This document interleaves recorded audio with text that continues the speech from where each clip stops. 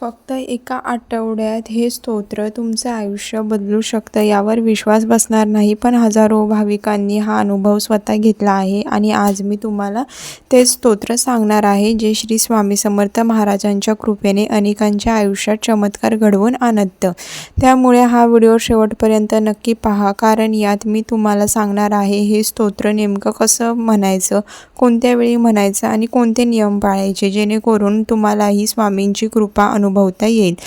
नमस्कार मंडळी, स्वागत आहे तुमच्या या चॅनलवरती. आज आपण एका अत्यंत श्रद्धेच्या आणि भाविकाच्या मनात खोलवर रुजलेल्या विषयावर बोलणार आहोत. श्री स्वामी समर्थ महाराज हे नाव जरी घेतलं तरी मनात एक वेगळी शांतता निर्माण होते. अक्कलकोट निवासी श्री स्वामी समर्थ महाराज हे दत्त संप्रदायातील एक महान अवतार मानले जातात आणि त्यांनी आपल्या हयातील हजारो भाविकांचे दुःख दूर केले, त्यांच्या समस्या सोडवल्या आणि त्यांना जीवनाचा खरा मार्ग दाखवला. आजही स्वामी समर्थ महाराज आपल्या भक्तांच्या पाठीशी उभे असतात, असा अनुभव लाखो लोक सांगतात. सेवा मार्गामध्ये स्वामी समर्थांची सेवा कशी करावी याबद्दल सविस्तर मार्गदर्शन दिलेलं आहे. आणि या सेवेचा एक महत्त्वाचा भाग म्हणजे स्तोत्रपठण. आपल्या पूर्वजांनी सांगितलेली ही परंपरा आजही तितकीच प्रभावी मानली जाते, कारण स्तोत्र म्हणजे केवळ शब्द नाहीत, तर त्यात एक शक्ती सामावलेली असते. ज्या शब्दामध्ये श्रद्धा आणि भक्तीची जोड असते, ते शब्द नुसते उच्चारले तरी मनाला उभारी देतात, असं अनेक भाविक सांगतात.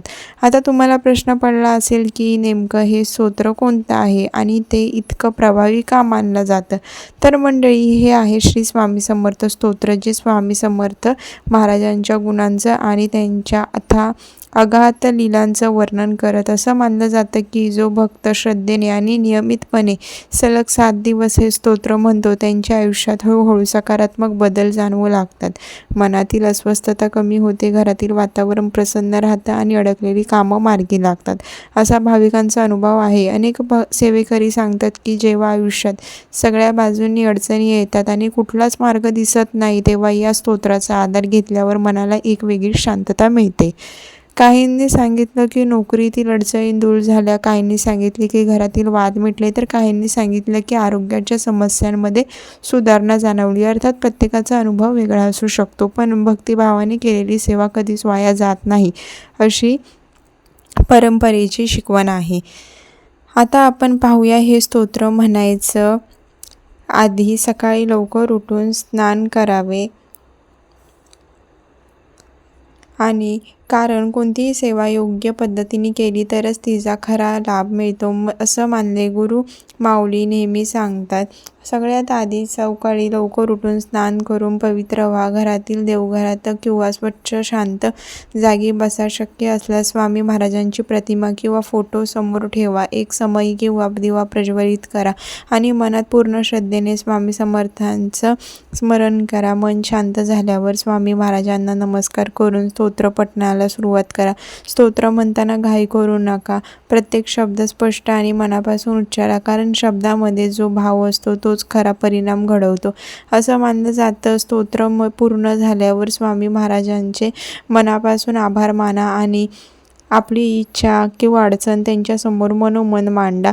हे स्तोत्र सलग 7 दिवसाचं आहे आणि अशा पद्धतीने वाचायचं आहे. मध्ये एकही दिवस खंड पडू देऊ नका, कारण सातत्य हा या सेवेचा सगळ्यात महत्त्वाचा भाग आहे.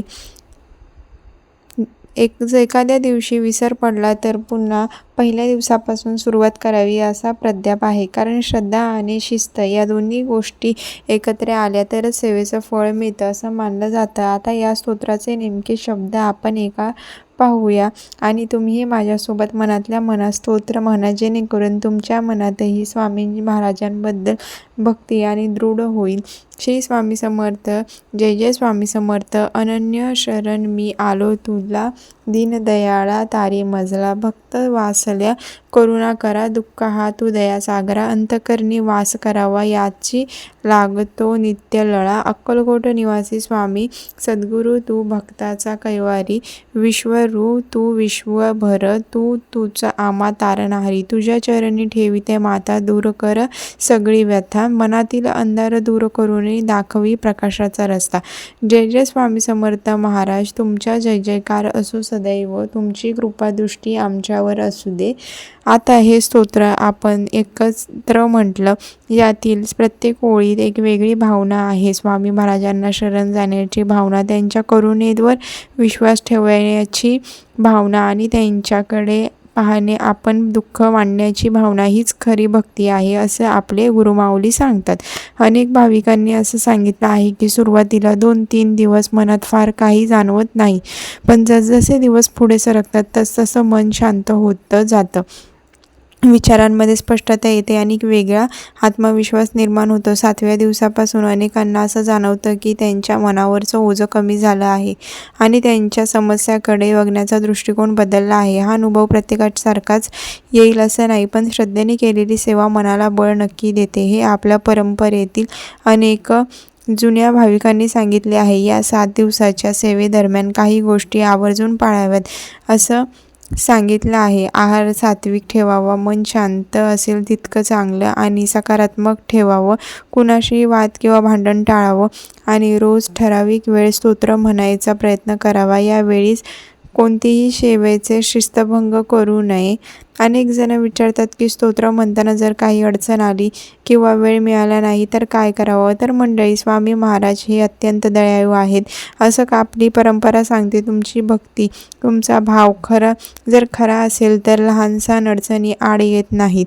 महत्त्वाचं हे आहे की तुम्ही मनापासून प्रयत्न करत राहात आणि तुमच्या सेवेला फळ हे मिळणारच, असं आपले गुरुमाऊली अण्णासाहेब मोरे सांगतात. आता मी तुम्हाला एक छोटी गोष्ट आवर्जून सांगू इच्छिते. या स्तोत्राचे उद्देश हा कोणत्याही वैद्यकीय उपचाराला किंवा तज्ज्ञांना सल्ल्याचा पर्याय म्हणून नाही. जर तुम्हाला आरोग्याची किंवा कोणतीही गंभीर समस्या असेल तर योग्य त्या डॉक्टरचा किंवा तज्ज्ञाचा सल्ला जरूर घ्या. स्तोत्र किंवा सेवा ही मनाला बळी देण्यासाठी आणि श्रद्धा दृढ करण्यासाठी आहे, असा आपल्या परंपरेचा दृष्टिकोन आहे. सद्गुरू मोरेदादा आणि आपले परमपूज्य गुरुमाऊली यांचं फार मोठं योगदान आहे. त्यांनी स्वामी महाराजांचं मूळ तत्त्वज्ञान सर्वसामान्य भाविकांपर्यंत पोहोचवण्यासाठी या भाषेत पोहोचवलं आहे. आजही लाखो सेवेकरी या मार्गाने स्वामी महाराजांची सेवा करत आहेत आणि आपापल्या आयुष्यात समाधान शोधत आहे. हीच आपल्या परंपरेची खरी शक्ती आहे. मंडळी, स्वामी महाराजांवरची श्रद्धा ही पिढ्यानपिढ्या चालत आलेली आहे. आपल्या आजी आजोबांपासून ते आपल्या आजच्या तरुण पिढीपर्यंत प्रत्येकजण स्वामी महाराजांच्या नामस्मरणात एक वेगळी शांतता अनुभवतो. आयुष्यात कितीही अडचणी आल्या तरी श्री स्वामी समर्थ हे 2 शब्द उच्चारले तरी मनाला धीर मिळतो, असं अनेक भाविक सांगतात आणि हाच अनुभव तुम्हीही घ्यावा या उद्देशाने आजचा हा व्हिडिओ तयार केला आहे. जर तुम्ही आजपासून हे स्तोत्र म्हणायला सुरुवात करणार असाल तर खाली कमेंटमध्ये श्री स्वामी समर्थ असं नक्की लिहा, जेणेकरून तुमचा संकल्प कधीही दृढ होईल आणि इतर भाविकांनाही प्रेरणा मिळेल. तसंच हा व्हिडिओ जास्तीत जास्त लोकांपर्यंत पोहोचवा, यासाठी तो शेअर करा, कारण स्वामी समर्थांची कृपा जास्तीत जास्त लोकांपर्यंत पोहोचावी हीच आपली मनापासून इच्छा आहे. व्हिडिओला लाईक करा, शेअर करा आणि जे नवीन असतील त्यांनी चॅनलला सबस्क्राईब करा आणि कमेंटमध्ये श्री स्वामी समर्थ लिहायला विसरू नका. श्री स्वामी समर्थ.